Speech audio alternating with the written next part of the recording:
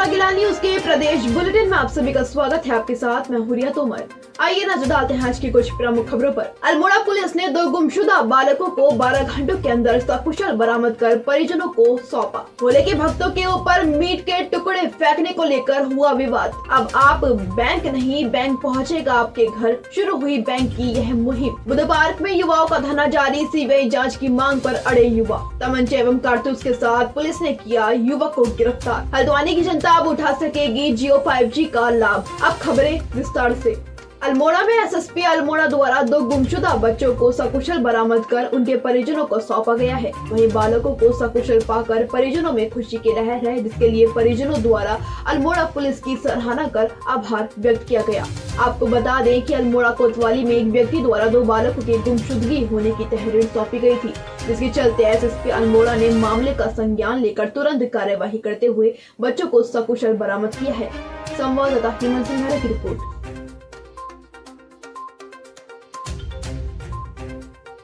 जसपुर में आज किसी शरारती व्यक्ति द्वारा भोले के भक्तों के ऊपर मीट के टुकड़े फेंकने का मामला सामने आया है, जिसे लेकर कांवड़ियों ने रोष व्यक्त करते हुए नादेही हाईवे पर जाम लगा दिया। वहीं कांवड़ियों ने पुलिस प्रशासन के खिलाफ जमकर नारेबाजी भी की। संवाददाता दीपक चौहान की रिपोर्ट। हम कुछ नहीं बोले, हमने जब हमारे ऊपर कोई चीज आके गिर रही है हम उसको बोल रहे हैं कि हमारे ऊपर गिरा है। कांवड़ हमारी सकुशल चल रही थी और देख रहे हैं कि आज से कांवड़ थोड़ा सा बढ़ा भी है। कांवड़ यात्रा भी बढ़ी है, दोनों तरीके से वाहन भी बढ़े हैं और पैदल कांवड़ यात्रा भी बढ़ी है। इसी दौरान किसी शरारती तत्वों के द्वारा यहाँ पे ये जो हमारा ठाकुर द्वारा चुंगी है, यहाँ कोई सी एक भोले के ऊपर फेंक दी गई थी, जिसपे उनके द्वारा तत्काल यहाँ मौके पे पुलिस को सूचना दी गई थी और वो यहाँ से जो गाड़ी थी, जिस गाड़ी से इस तरह की घटना को किया गया था, वह गाड़ी यहाँ से चली गई थी। अभी जिस भोले के साथ ये चीज़ हुई है, हम तत्काल इसमें एक तो मुकदमा पंजीकृत कर रहे हैं, दूसरा उस भोले के माध्यम से सीसीटीवी के माध्यम से आइडेंटिफाई कर रहे हैं और जिसने भी ये शरारत करी है हम उसके विरुद्ध सख्त से सख्त कार्रवाई करेंगे।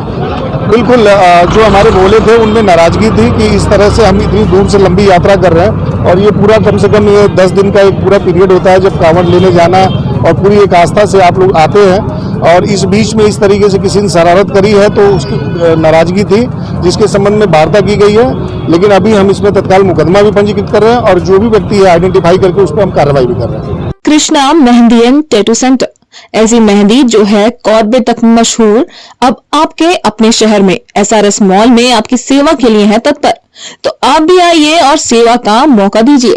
नैनीताल बैंक ने एक ऐसी सुविधा शुरू की है जिसे देख आप भी खुश हो जाएंगे। नैनीताल बैंक ने हल्द्वानी में अपनी बैंकिंग ऑन व्हील्स वाहन की शुरुआत की है, जिसका शुभारंभ हल्द्वानी के मेयर जोगिंदर पाल सिंह रौतेला ने बैंकिंग गाड़ी को हरी झंडी दिखाकर किया। आपको बता दें कि बैंकिंग ऑन व्हील्स पहल बैंक सहित स्थानों में बैंकिंग सेवाएं प्रदान करने के लिए एक पायलट परियोजना का एक हिस्सा है। इसका मुख्य उद्देश्य ग्राहकों को बैंकिंग की आधारभूत सुविधाएं जैसे बचत खाता, चालू खाता व ऋण संबंधित सुविधाएं पहुंचाना है। संवाददाता दीपक अधिकारी की रिपोर्ट।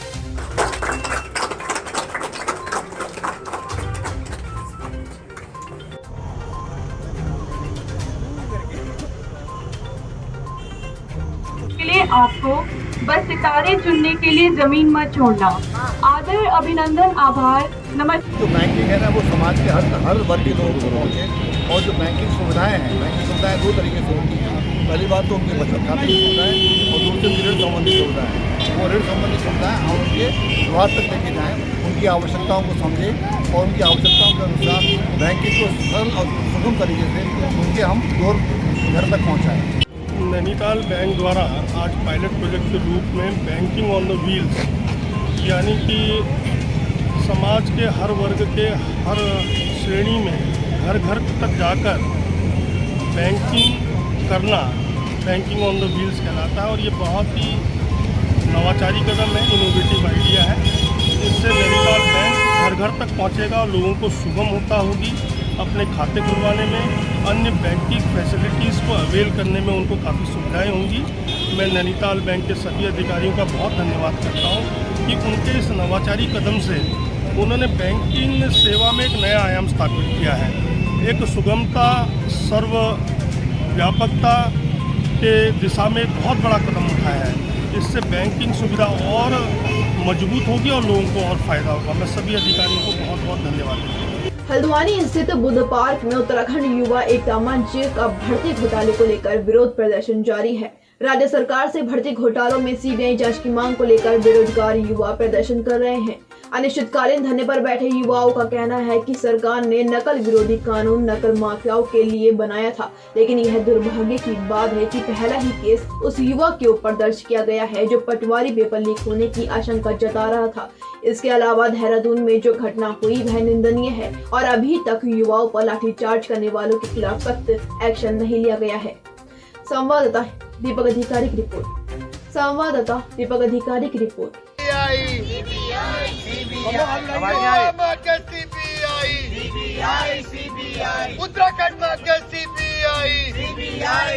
यह जो देहरादून में हुआ 9 तारीख को में वो बहुत हमारे उत्तराखंड के लिए खासतौर से बड़ा काला दिवस के रूप में मनाया जाना चाहिए, क्योंकि जो युवाओं के जो शांति प्रकार से जो प्रोटेस्ट कर रहे थे, जिस प्रकार से पुलिस वालों ने बब्बरता से मारा पीटा उनको और पत्थर चलाया उनके ऊपर और झूठे मुकदमे दर्ज कर दिए, ये उत्तराखंड के इतिहास में इस तरह से कभी नहीं हुआ। ये उत्तराखंड के इतिहास में एक काला धब्बे के रूप में जाना जाएगा ये दिन। और पूरे उत्तराखंड का जो किसान संगठन है, मजदूर संगठन है, सामाजिक संगठन है, आज हमारे संग कई संगठन पहुँचे हैं, तो वो सभी संगठनों का समर्थन है इन लोगों को, बेरोजगार युवा मंच को, जो युवा एकता मंच है उनको भी। और अगर जल्द से जल्द हमारे जो साथियों को गिरफ्तार किया गया और उनका अगर बेल नहीं होगा तो सड़कों में उतर के हम अगर आंदोलन करना पड़े तो उसके लिए भी हम बाध्य होंगे और जिसका जिम्मेदार शासन और प्रशासन होगा। देखिए, अभी तक बहुत कुछ हो चुका है। प्रदेश के युवाओं के साथ लाठीचार्ज हो चुका है, प्रदेश के युवाओं को जेल में भरा जा चुका है, जो निर्दोष छात्र हैं उनके ऊपर मुकदमे हो चुके हैं और हाकिम सिंह को बेल भी हो चुकी है। बड़ा दुख का विषय है।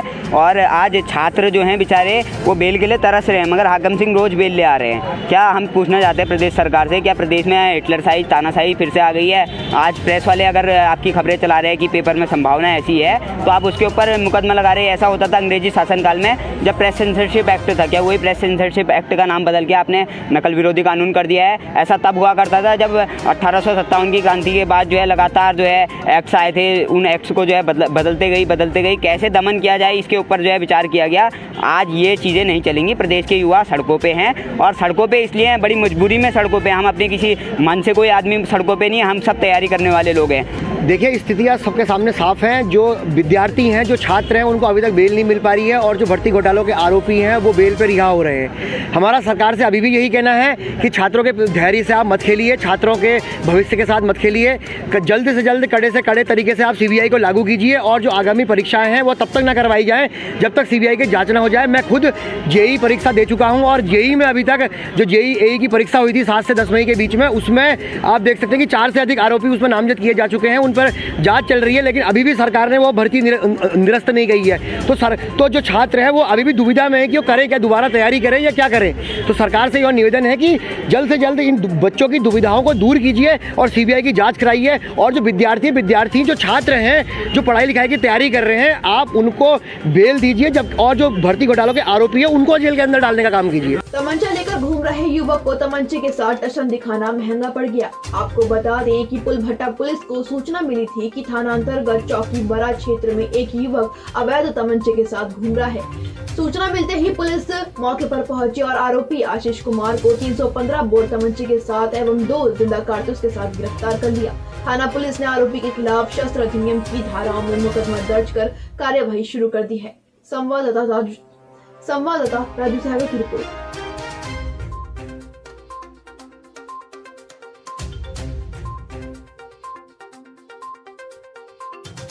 जसपुर कोतवाली क्षेत्र के ठाकुरद्वारा मार्ग में एक बार फिर तेज रफ्तार का कहर देखने को मिला है, जिसमें बाइक पर सवार 2 लोगों की बाइक अनियंत्रित होकर तालाबपुर गांव के पास पुलिया में गिर गई, जिसमें एक युवक की मौके पर ही मौत हो गई, जबकि दूसरा युवक गंभीर रूप से घायल हो गया, जिसे उपचार के लिए हायर सेंटर रेफर कर दिया गया। वहीं पुलिस ने शव को कब्जे में लेकर पंचनामा भर पोस्टमार्टम के लिए भेज दिया है।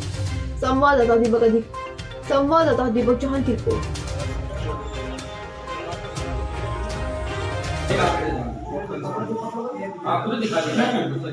ये एक ठाकुरद्वारा से जसपुर आते समय एक मोटरसाइकिल खुद ही अनियंत्रित होकर सड़क पर से नीचे कच्चे रास्ते पर गिर गई, जिसमें 2 युवक थे और दोनों में से एक युवक की मृत्यु हो गई है और जो दूसरा युवक है वो गंभीर रूप से घायल है।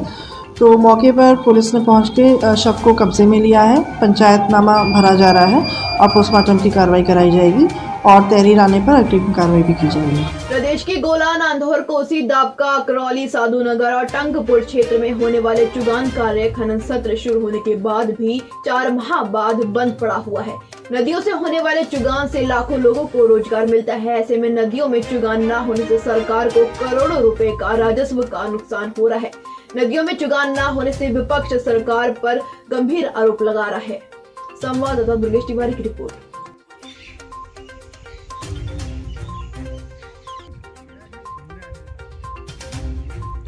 गुलिस्ता करने को एक ही उल्लू काफी है, अंजामे गुलिस्ता क्या होगा, हर साख पे उल्लू बैठा है। आप किससे शिकायत करेंगे?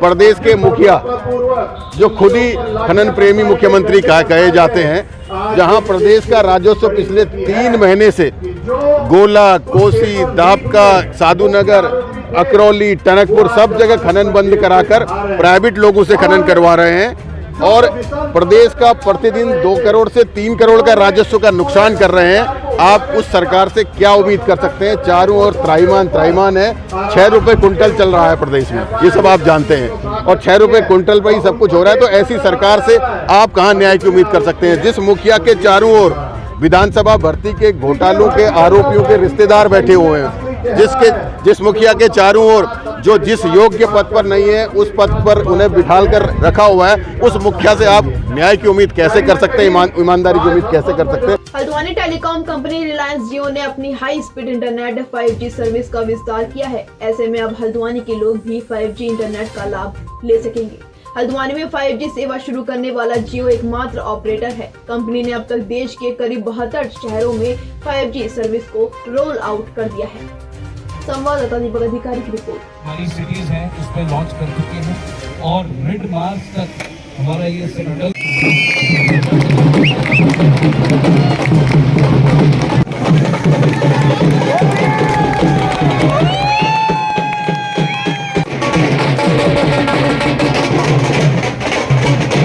देखिए 5G का लॉन्च होना अपने आप में एक बहुत बड़ी बात है, एक अच्छा दिन है और पूरे देश भर में जियो ट्रू 5G द्वारा लॉन्चिंग लगभग 250 शहर में की गई है और कुमाऊं का प्रमुख शहर भी उसमें शामिल है हल्द्वानी।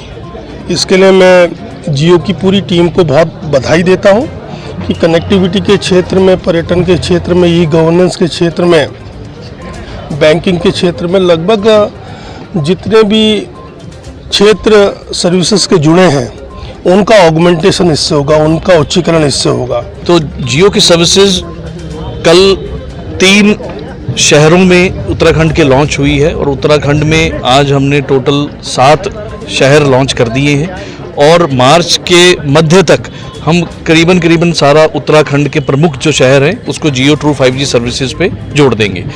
जियो ट्रू 5G सर्विसेज से ना सिर्फ क्षेत्र के बल्कि पूरे राज्य के विकास में और विकास की योजनाओं में, जैसा अभी मेयर साहब ने भी बताया, ई गवर्नेंस में, मेडिकल सेवाओं में, कृषि के क्षेत्र में और शिक्षा के क्षेत्र में इससे बहुत लाभ होगा और आम जनमानस को और इससे जुड़े हुए जितने भी स्टूडेंट हैं चाहे व्यवसायी हैं उनको जियो ट्रू 5G सर्विसेज से बहुत आने वाले समय में लाभ होगा। कहाँ हैं सब लोग? शाम की चाय तो एक साथ होनी चाहिए, सब लोग एक साथ बैठना ही नहीं चाहते। पापा, ट्राई दिस। लो, सब लपक ली।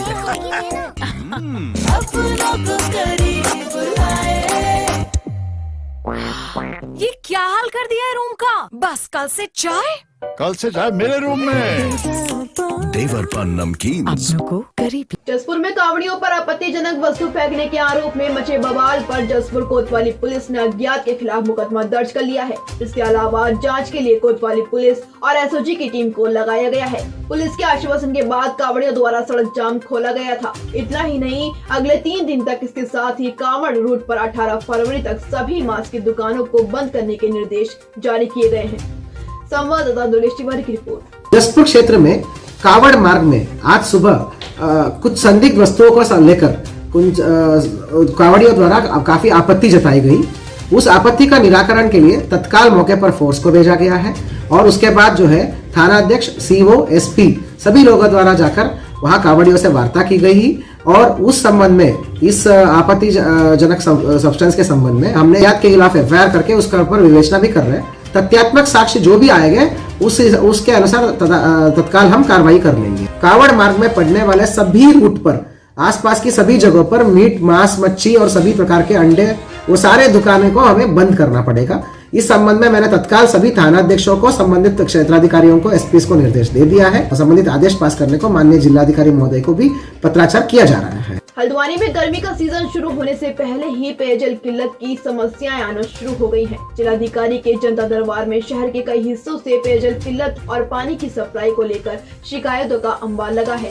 हालांकि अभी गर्मी शुरू नहीं हुई है। मई के महीने में हल्द्वानी में पानी के लिए हाहाकार मच जाता है। लिहाजा इस बार जिलाधिकारी का कहना है कि वैकल्पिक व्यवस्था के तौर पर टैंकरों की संख्या बढ़ाई जाएगी, जिससे कि जिन स्थानों पर पेयजल किल्लत होगी वहां पर टैंकरों के माध्यम से पानी भिजवाया जाएगा। संवाददाता दीपक अधिकारी की रिपोर्ट। जाओ आप।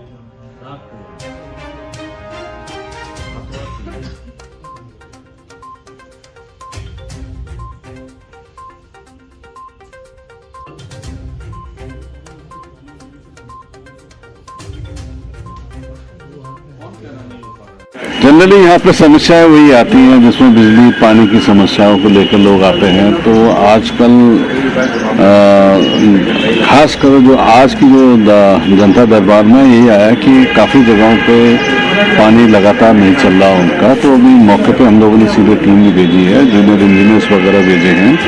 और जिन लोगों को शिकायत थी कि कुछ स्थानों पे पानी जो है रुक रुक के आ रहा है, तो कैसे इसका स्थायी समाधान हो, तो उसको भी हम लोग देख रहे हैं। और जल जीवन मिशन के अंतर्गत ऐसी योजनाएं हैं जो ऑलरेडी जिला स्तर से स्वीकृत हैं, लेकिन टेंडरिंग की प्रक्रिया में स्लो है विभाग। तो उसमें कुछ योजनाएं ऐसी हैं जो एससी लेवल पे या जीएम लेवल पे अभी तक पेंडिंग है। तो कल मैं उनकी मीटिंग बुला रहा हूँ, कल या परसों। तो जीएम स्तर पे और एससी स्तर पे जितने मैटर्स रुके पड़े हैं उनको हम स्पीड अप करेंगे। सर, कोरोना का दिक्कत तो है ही, बरसात हुई नहीं है, बारिश हुई नहीं, जिसकी वजह से जल स्तर आपका कम होता जा रहा है। तो उसमें देखेंगे उसमें और क्या हम लोग कार्रवाई कर सकते हैं, क्योंकि फ्यूचर में अगर जरूरत पड़ेगी तो हमें टैंकर्स बढ़ाने पड़ेंगे। और टैंकर्स के अलावा वाटर कंजर्वेशन पे हम लोग को जरूर काम करना पड़ेगा। तो आपने देखा होगा कि अभी भवाली में जो वाटर कंजर्वेशन में हम लोगों ने काम किया उसके अच्छे परिणाम हैं। उससे ग्राउंड वाटर रिचार्ज हुआ, जो आपके हैंड ट्यूबवेल्स वगैरह 3 साल से या 2 साल से बंद थे वो अब दोबारा पानी वो करने लग गए हैं। तो ऐसे ही हल्द्वानी क्षेत्र में और रामनगर क्षेत्र में हम माइनर इरिगेशन के माध्यम से तो हम लोग जितने भी हमारे ट्यूबवेल्स हैं उनको रिचार्ज करने के लिए हम लोगों ने धनराशि अपने जिला स्तर से दी है, वो जिला प्लान से। और जिन स्थानों पे काम हो चुका है और इस बरसात के दौरान जहाँ पानी एक्यूमुलेट हुआ है तो वहाँ पे रिजल्ट्स अच्छे हैं। तो जितने भी हमारे ट्यूबवेल्स हैं खासकर हल्द्वानी और रामनगर में, तो आने वाले वर्षों में हम लोग जिला प्लान से ही इन ट्यूबवेल्स को रिचार्ज करने के लिए और ग्राउंड वाटर को रिचार्ज करने के लिए काम करें। रामनगर नेशनल हाईवे 309 पीरू मदार के समीप अज्ञात वाहन के चालक ने तेज व लापरवाही से वाहन चलाकर एक साइकिल सवार युवक को टक्कर मार दी। मौके पर पहुंची पुलिस ने घायल को सरकारी अस्पताल पहुंचाया, जहां चिकित्सकों ने उसे मृत घोषित कर दिया। वहीं मृतक के शव को पोस्टमार्टम कराने के बाद शव परिजनों को सौंप दिया गया है। संवाददाता कैलाश की रिपोर्ट।